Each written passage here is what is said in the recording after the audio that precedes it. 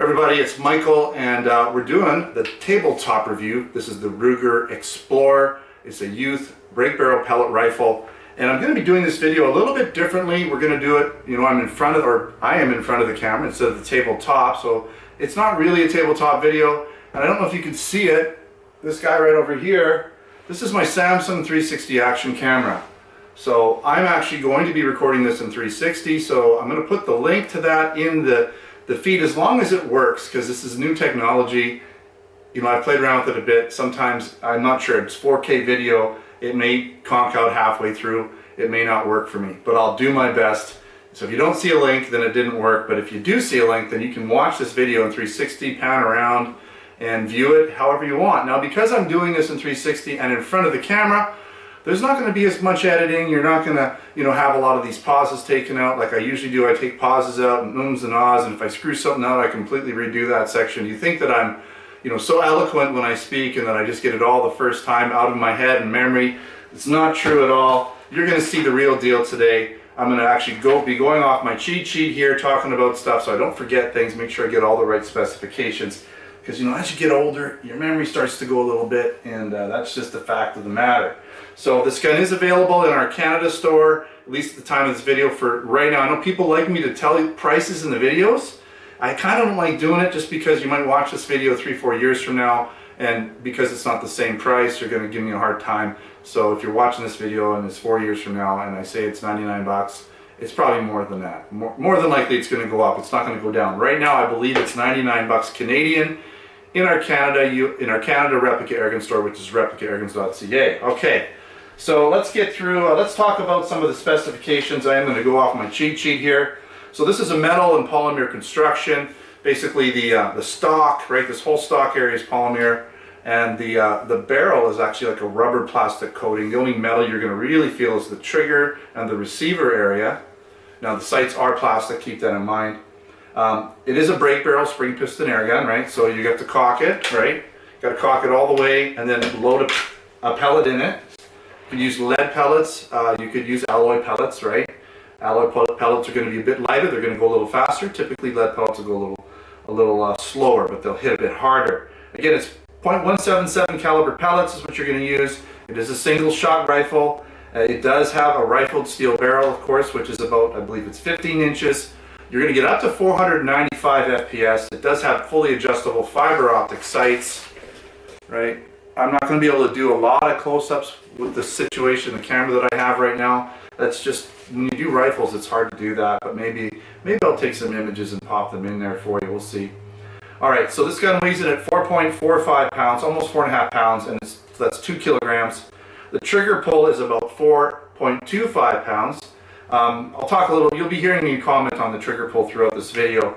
Cocking effort, so how hard is it to cock the spring piston, like the barrel? That's going to be roughly 16.5 pounds, so not too bad. It is a youth gun, keep that in mind, so the spring is not super strong. And the receiver is also notched. Hopefully you can see that. It's notched. I know it's a little blurry here, but it's notched for putting ring mounts on there. It does look like it's a Weaver style. I'm not sure. It's the smaller one, right? I always get them mixed up, but it's the smaller ring mounts, and you'll see here we got your fiber optic sight on the right in here. Always have trouble focusing when I got all this. Come on, you can do it. See, this is the stuff I cut out. There you go. You can see it. Fiber optic. It is adjusted all the way to the left here, far over to the left, because I felt it was shooting the other way. But you see the fiber optic sight in the front. You can see those ring mounts now. I might as well show you all this stuff. You have basically a scope lock, right? Polymer. I'm going to show you right now while it's focused in. Okay, rubber butt plate, right? And that whole barrel is coated. It's pretty cool. Metal trigger, all polymer, right? Pretty nice. So you can kind of see what it's all about. All right, I think that's it. Yeah. Now this is again made for the youth market. But you know what? I was shooting it. I had no problem shooting it. I didn't show you one thing that I do want to show you. This is basically the safety. Every time you cock it, it's going to pop out. You do have to push it forward to shoot it every time, okay? A little bit of a nuisance, but it is a safety thing. It is for youths. And you know what? Once you shoot this gun a bit, you won't forget after a while, so you'll be all right. Okay, so it's not a replica, obviously. It's a spring piston air rifle. It's a target rifle. It's not made to look like any specific gun that you're, I can't compare it to anything that you know of that's a real steel version. I know I do a lot of replica guns and I do that, but I can't do that with this gun. This gun is made in China. It does come in a nice box. Just dropped all my paperwork. Okay, so you got your nice box here on the back, specifications and things, right? Typically that's what you're going to find all these spring piston rifles coming in these boxes. Okay, I kind of did a walk around of the gun already. I mean, there's not much I can do in terms of showing you up close, but again, you have the ring mounts on the top, fiber optic sights, front and back, right? It is plastic though. This front piece is metal, this is plastic. This is going to be metal, I would assume, because it's a metal barrel, or at least a good portion of it's metal. Metal trigger, plastic safety, polymer stock, rubber butt plate. Nice gun, really. It feels great in the hand. I mean, really, it feels solid, it feels well made. All right, a little bit about the shooting, because I have shot this gun, so make sure to check out my shooting video. I did it kind of reverse order. I don't generally do the shooting videos first, but I did in this case, so you can check that out. So let's talk a little bit about it.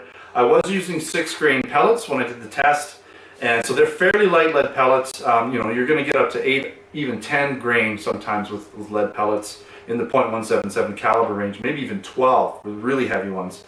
So they're going to shoot slower, but with a 6-grain that's considered light for pellets, lead pellets, I did get up to 485 FPS with a 5-shot grouping. I then put about a little over 7-grain pellet in there, and it was shooting closer to 400. So that gives you a bit of an idea. Now the heavier pellet's just going to hit with a bit more, thump because it's got more mass. Lighter pellets are just going to go a little faster, but the end result when they get to the target is going to be about the same. I got a 1-inch 10-shot grouping. That's using my standard 30-foot back from the paper targets, using the rested position. So I'm sitting in the back, rested on basically a sandbag in the front. There's a bit of margin for error, human error, obviously. I was struggling a little bit with the trigger brake. I feel this gun needs a bit of brake hit for the trigger. It's just tough to know when it's gonna release. I think over time it'll even out, and I think as you get used to the gun that would help. So I was pulling a couple of the shots, so I think I can do better than an inch. Probably get easily a 1/2 inch to 3/4 of an inch with open sights. Using optical sights, even better. All right, so that's pretty much it for shooting it. Again, the trigger is good, it's light, it's just got to get used to it, let it break in a little bit. Let's talk about some of the pros and the cons. I don't know if I should talk to this camera, but I think I'll just talk to the main one. It's a really great looking air rifle. It has that modern look to it. I like the polymer, right? The rubber coating, plasticized on the barrel and everything. I don't know if it's plastic or rubber, but it's got a nice synthetic feel to the whole gun with metal parts where they need to be, obviously. It has the fully adjustable fiber optic sights. They're easy to adjust. They just basically have a wheel on them that you click, and so they're easy to adjust, and they're super easy to see on any type of target, so that's really cool. The receiver, again, is notched for ring mount, so you can add an optical sight, a red dot sight. It's totally up to you, or you can just shoot open sights, whatever you want to do. Again, the trigger's fairly light. Just give it some break-in time. Let yourself get used to it. Let the gun break in a bit, and I think you'll be fine. The cocking effort, again, is fairly easy since it is targeted as a youth market. It's not made to be a high-powered air rifle. More power, heavier spring, harder to cock, right? So this is obviously lighter spring, easier to cock. Now this gun, again, it's a great size. I was comfortable shooting it. I'm a full-size grown-ass man, and I'm no problem. The stock is short, so you're going to have to draw it in a little bit, but it's good for all ages, especially youths, right? So anybody can shoot this gun as long as they're responsible, right? Power and accuracy were also fairly good, considering this is like a low-sprung gun. It had decent power. The accuracy was good too for a low-cost gun. Not too many cons, okay? I did find the trigger break point to be a bit unpredictable again, but I feel this is a break-in issue, so that's just a really small thing that's going to probably work itself out. And you do have to remember to push this safety in every time you cock the gun. So every time you shoot a pellet, you're going to have to remember that. There's a few times I forgot. Now what's nice about it is when you're ready to shoot, even if you forget, you try to pull it, it's not going to go, but you can just go with your thumb and you're ready to go. So it's pretty easy either way, right? that's it. I think I made it through this review, and I don't think I'm going to have to do any major edits, right? Not too bad. All right, make sure to, again, if you're interested in this gun, check it out at replicairguns.ca. We also have replicairguns.us. I just don't know if we're going to have it there or not, but that's the US store. That store, you know, over time, we hope to have more products there over time and get it up to par with the Canadian store. It's just taking a little while. All right, if you're interested in other products, again, check out the Canada and US store. We have air guns, BB guns, airsoft guns, pellet guns, blank guns, BB guns, you name it, knives, accessories. So check out that store, and also check out the Replica Airguns blog at replicairguns.com. I do have pictures that I take of these guns, and I write out a written version of these tabletop videos and shooting videos with some, you know, explanation of what I'm doing, so you can check the written reviews out and check those photos out. Check us out on Facebook, Twitter, all of those, you know, of course YouTube. If you're watching this video, you're probably watching it on YouTube. Thanks for watching. Until next time, take care.